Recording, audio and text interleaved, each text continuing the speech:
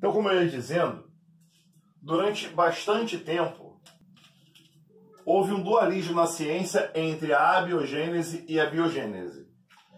A biogênese, a vida surgia de forma espontânea, né? A partir de matéria inata ou com transformação, novos seres vivos surgiriam. Na biogênese, para surgir vida, só de vida pré-existente e semelhante. A história mais ou menos era assim. No início da humanidade, as religiões, principalmente monoteístas, acreditavam em Deus como Criador. Os filósofos gregos começavam a pensar a origem da vida de forma diferente, e a filosofia foi a primeira grande base de pesquisa ou de busca de conhecimento, onde buscava-se a origem da vida. Mas aí chegou o século V pós-Cristo, depois de Cristo, e começou a Era das Trevas, a Idade Média. Nessa era, nessa parte aí, a ciência não pôde avançar quase nada. Os quase 1000 anos da Idade Média foram com a ciência sendo muito destruída, muito recolhida. Não podia falar muita coisa a respeito de nenhum grande pensamento, principalmente a origem da vida, que quando a ciência falava alguma coisa, antagonizava o pensamento do divino como formador. Então, até o final da Idade Média, o criacionismo era a verdade que dominava o mundo ocidental, a Europa principalmente, né? Aí, acabando a Idade Média, surge o Renascimento, a Revolução Matemática, o Iluminismo, com o passar do tempo, né? E depois a Revolução Científica. Já a partir do Iluminismo, o humano pôde sair do pensamento de Deus como única fonte maior de todas as coisas da Terra. O pensamento antropocentrista começou a dominar um pouco mais, e aí o pensamento da razão do humano sobre os processos começou a acontecer. E com isso, o criacionismo começou a ficar de lado, e os grandes pesquisadores, os grandes cientistas, acreditavam cada vez mais na abiogênese, na geração espontânea, na vida formada de maneira espontânea, não viva, sem formação original a partir de um ser pré-existente. Então a abiogênese pós-Idade Média foi o primeiro grande pensamento sobre a origem da vida. Tanto isso é verdade que um médico belga de nome Van Helmont criou uma receita da vida. O que ele falava? Se você pegar germes de trigo, pedaços de queijo, uma camisola suada e deixar num canto úmido e escuro de um celeiro, surgirão ratos dessa fórmula toda. Isso foi uma fórmula da vida criada por ele mesmo, chegou a ser publicada dessa forma. Sendo que a gente sabe o que faltou ali foi uma observação experimental. Se ele fizesse o mesmo processo que ele fez, tapando com uma grade o que ele colocou, os ratos não surgiriam dali. Então, na verdade, a abiogênese foi considerada verdadeira, mas sem a pesquisa aparecendo, sem experimentos aparecendo para comprovar aquilo. Até que um carinha de nome Francesco Redi começou a tentar derrubar a abiogênese e provar que a biogênese era verdade na história. Então, ainda no século XVII, um padre italiano chamado Francesco Redi resolveu desenvolver um experimento. No experimento de Redi, ele pegava potes de vidro, 4 potes de vidro e deixava aberto, 4 potes de vidro e vedava com uma gaze.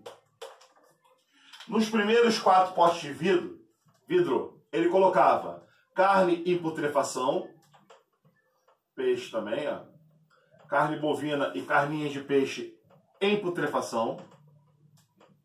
Só que essa carne ficava exposta diretamente.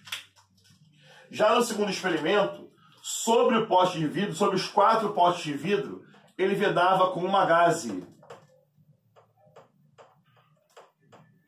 Essa gaze vedava o processo, porém não impedia a entrada de ar onde estava a carne em putrefação. Redi deixou passar um tempo e foi observar os experimentos. O que ele notava? Que no pote que estava aberto apareciam em grandes quantidades larvas de moscas e mariposas e também pequenas mosquinhas. Nessa carne aberta aqui, exposta ao meio.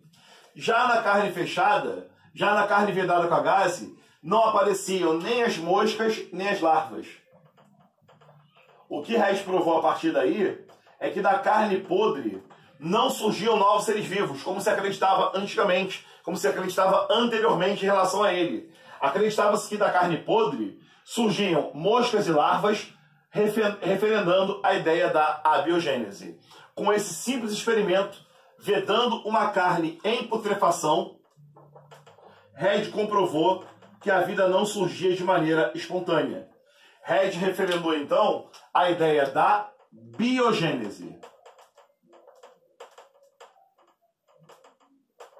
E graças ao experimento do Reid, a abiogênese caiu por terra. O problema é que os anos passaram e surgiu na humanidade um instrumento que não existia na época de Reid. A partir de uma sobreposição de uma lente de óculos e uma placa de vidros, pai e filho, os Zacarias, eles criaram um microscópio muito rudimentar e simples, que olhando em cortiça é um material que é usado para fazer rolha de vinho, observaram pequenas estruturas, pequenas câmaras na cortiça, as quais eles chamaram de células. As células seriam para eles a menor unidade que formaria o ser vivo.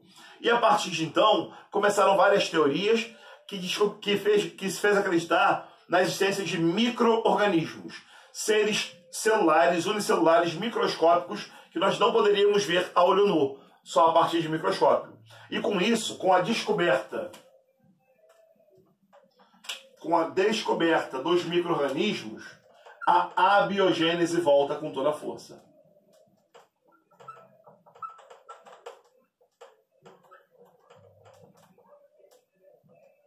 Micro-organismos. Então, graças à descoberta dos micro-organismos, voltamos com a ideia da abiogênese. Os cientistas que acreditavam na abiogênese diziam, tá, os macro-organismos, os seres macroscópicos, surgem por biogênese, mas os seres microscópicos surgem por abiogênese e eles evoluíram ao longo do tempo e geraram os seres atuais. Então a vida surgiu por abiogênese. E a partir dessa descoberta, a partir dessa ideia da abiogênese voltar ao processo, começou um grande dualismo entre dois grupos de pesquisa bem importantes no mundo na época. Um grupo capitaneado pelas ideias do inglês Needham e um outro grupo capitaneado pelas ideias do padre italiano Spallanzani. Então, Needham e Spallanzani começaram, cada um da sua forma, a defender as suas ideias. No caso de Needham, da abiogênese,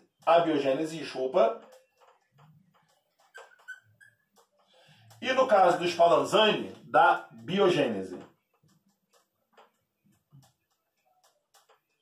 O engraçado é que os dois fizeram o mesmo tipo de experimento e cada um saiu com a sua interpretação. Como é que foram os experimentos dele? Foi o seguinte, ó. Needham pegou um tubo de ensaio e nesse tubo de ensaio ele colocou caldos de carne. Então preparou um cozido de carne, o caldo que sobrou da carninha, ele colocou no tubo de ensaio. Qual foi o próximo passo dele? O próximo passo de Needham foi aquecer esse tubo de ensaio. Colocar o tubo de ensaio no fogo. Para Needham, ao cozer o caldo de carne, os micro-organismos que existiam aqui iriam morrer. Então morreram os micro-organismos, ele esterilizou a solução, esperou esfriar e logo após vedou com uma rolha. A vedação tinha como intuito impedir a entrada de ar, porque para a ciência na época só poderia existir novos seres vivos se o ar entrasse e chegasse naquele ambiente. Porém, Needham ferveu, vedou e ao vedar o ar não entrava. Mesmo assim, após alguns dias, o potinho aparecia completamente contaminado com micro-organismos. Aí ele mostrava, tá vendo? Fervi, deixei um pouco de tempo resfriar para o sopro vital entrar, vedei com uma rolha e os micro-organismos surgiram. A vida surge de maneira espontânea. Aí, Spallanzani fez um experimento bem parecido. A grande diferença do experimento de Spallanzani para o de Needham é que, em vez de usar um tubo só, o Spallanzani chegou a usar 4 tubos de ensaio diferentes. Por que ele usou tantos mais assim? Deixa eu dar uma apagada que foi um pouquinho grande. Por que o Spallanzani usou tantos tubos diferentes assim em relação ao Needham? Porque o Spallanzani fez vedações diferentes. O Spallanzani pegou o caldo de carne, colocou em 4 tipos de tubos de ensaio diferentes, da mesma forma que o Needham aqueceu, levou ao fogo. E a diferença do Spallanzani para o Needham foi como foi vedado esse tubo. O Spallanzani fez 4 tubos, né? O primeiro tubo ele ferveu e deixou aberto. O ar entrava normalmente. O segundo tubo ele ferveu e vedou com uma gaze. O ar continuaria entrando. No terceiro tubo ele ferveu e vedou com uma rolha. E o quarto tubo ele ferveu e usando o próprio vidro do tubo aquecido, ele fechou com o próprio vidro do tubo. Um tubo ainda quente. O que aconteceu? Quanto mais bem vedado era o tubo, menor a contaminação por micro-organismos. Então o tubo aberto contaminou muito, o tubo fechado com gás contaminou menos, mas contaminou, levou mais tempo para contaminar. O tubo fechado com rolha levou mais tempo ainda para contaminar, e o tubo fechado com o vidro nem contaminou. Então em todos os casos que houveram contaminação, o tempo foi maior. Aquele que não houve contaminação, que foi fechado por vidro, foi o principal alvo de crítica da galera do Needham. O que eles criticavam? Ele vedou o tubo de tal forma que não entrava ar. Se não entrar o ar, não tem sopro vital. Se não tem sopro vital, a vida não vai começar. Então, vedar de forma que o ar não entre não era justificável pelos pesquisadores que acreditavam na abiogênese. Por isso, durante muitos anos, as ideias de Needham e Spallanzani se sobrepunham e ninguém sabia quem estava com a razão. Até que, já no século XIX, nos Alpes suíços, um francês de nome Louis Pasteur dizimou essa dúvida. O experimento de Pasteur foi feito, primeiro, em um ambiente onde os micro-organismos não têm tanta boa vida assim, Alpes suíços, temperatura absurdamente baixa. Segundo, ele fez o experimento de forma em que o tubo de ensaio, onde ele estava cozinhando o caldo de carne, pudesse ter contato com o ar. Só que ao ter contato com o ar não conseguiria contaminar o caldo que estava ali. Não surgiriam, não apareceriam micro-organismos do caldo de carne. Como é que Pasteur fez? A primeira coisa que ele fez foi usar um balão de vidro que tinha um pescoço exposto assim. Usando o fogo, Pasteur modificou o formato desse pescoço. Ele aqueceu o vidro e trouxe ele uma curvatura, mais ou menos assim. Então ele pegou o balão, aqueceu o pescoço do balão e gerou nele uma curvatura que logo depois ele chamou de balão pescoço de cisne. Porque ele se entortava igual um pescoço de cisne. O que Pasteur fez? Antes de fazer a dobradura no pescoço, ele enfiou o caldo de carne no balão. Então tá lá o caldo de carne. Hoje em dia seria aquele caldo de carne Knorr. Na época era um caldo de carne real, cozinhou a carne, cozeu a carne e o caldo que ficou ele usou para o experimento. Depois aqueceu o pescoço e deu aquela curvatura que vocês estão vendo ali. O que vai acontecer então? Ele aquece o caldo de carne. Ao aquecer, o vapor da água passa pelo tubo e vai para o meio externo, provando que o ar poderia passar por esse tubo aqui, sem nenhum problema. E deixou exposto ao ambiente. A temperatura diminuiu, chegou à temperatura ambiente, passou o tempo e o tubo não contaminou. Pasteur provou então que mesmo exposto ao ar atmosférico, esse cara não contaminava, mostrando que os micro-organismos, mesmo com ar, não eram formados se eles não tivessem um acesso direto ao caldo de carne. Bom, mas como é que ele mostrou isso? Olha só, o vapor que saía aqui acabou criando uma barreira junto com a curvatura do pescoço para os micro-organismos. O ar continuaria entrando sem nenhum problema no pescoço de cisne do tubo do Pasteur. Só que os micro-organismos não conseguiam passar dessa região, não conseguiam vencer a força da gravidade nem o vapor que saía de água desse ambiente aqui. Mesmo sem vapor, os micro-organismos não ganhavam da gravidade. E Pasteur provou que ele conseguiria gerar uma contaminação com esses micro-organismos. Como assim? Pegando o balão sem contaminação, ele inclinou o balão, ele girou o balão para frente. Ao girar o balão para frente, o caldo passou pelo pescoço de cisne, entrou aqui, veio até a região dos micro-organismos e depois ele trouxe de volta. Então ele pegou o balão, fez assim, ó, e depois voltou à posição original. Quando ele inclinou para frente, o caldo tocou onde estariam os micro-organismos e voltou de volta, pouquíssimo tempo depois, o caldo contaminou. Ou seja, ele comprovou que os micro-organismos não surgiam do caldo, e sim vinham do ar. Para provar que vinham do ar, ele pegou um outro balão de pescoço de cisne que fez e simplesmente quebrou o gargalo. Tá aqui o balão. Tinha o pescoço de cisne e ele, ó, quebrou o gargalo, expondo esse balão diretamente ao ar atmosférico. Quando ele fez isso, o que aconteceu? Contaminou o caldo de carne imediatamente.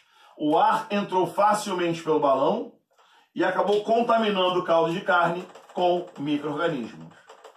Com isso, Pasteur provou que os seres vivos não nasciam no caldo de carne, e sim chegavam neles. Chegavam no caldo de carne via ar atmosférico. Pasteur comprovou que a vida não surge se não houver vida pré-existente. Pasteur comprovou a teoria da biogênese.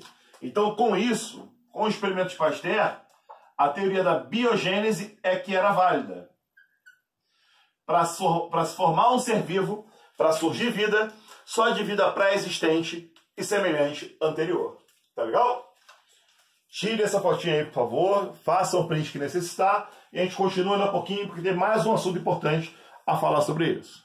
Valeu!